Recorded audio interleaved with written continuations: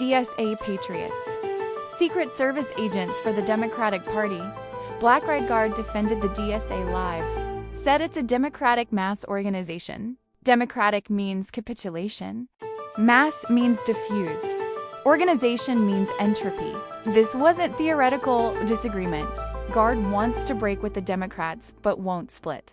Prefers line struggle inside a party where the right wing runs electoral strategy.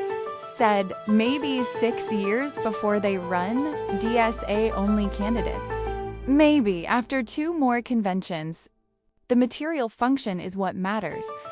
DSA recruited 80,000 people.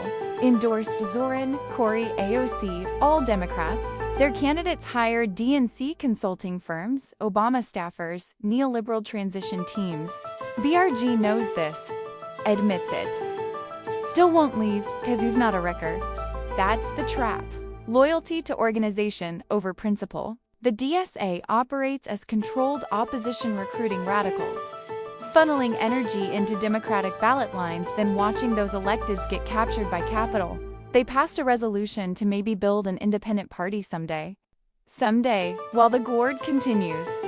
This isn't unique to the imperial core, it's the final form of American exceptionalism. Guard correctly diagnosed that Americans put self-interest first. That the draft ended to sever working-class skin in imperial wars.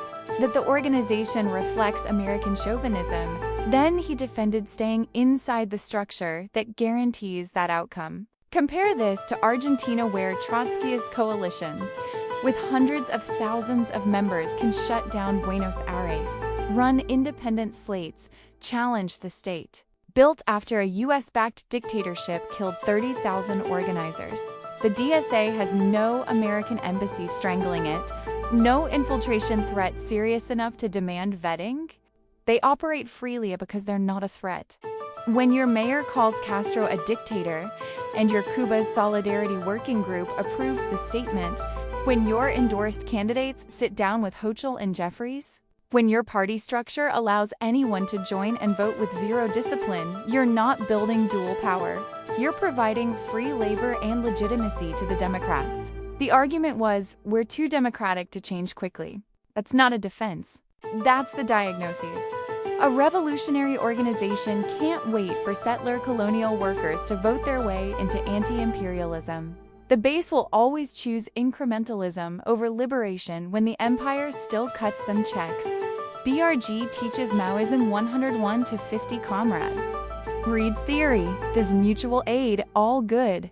But when electoral work means endorsing Democrats, when breaking from them is 2 conventions away, when the party won't enforce discipline on electeds, that theory becomes academic.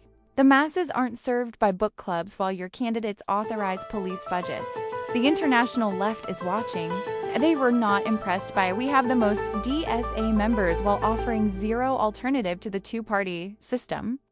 They built independent formations after massacres. You can't, won't, or refuse to split after your candidates became collaborators. This is why the DSA is worse than irrelevant third parties. It's an event horizon. Attracts genuine organizers, traps their energy in a structure designed to prevent the break it claims to want. Meanwhile, the PSL runs hopeless presidential campaigns, and the Trotskyists split into sects. But at least they're not actively legitimizing the party of Gord. If you in DSA and you agree with Guard's stated principles, that the party must break from Democrats, run independent, enforce discipline, then you already know the organization won't do it. Not in 6 years.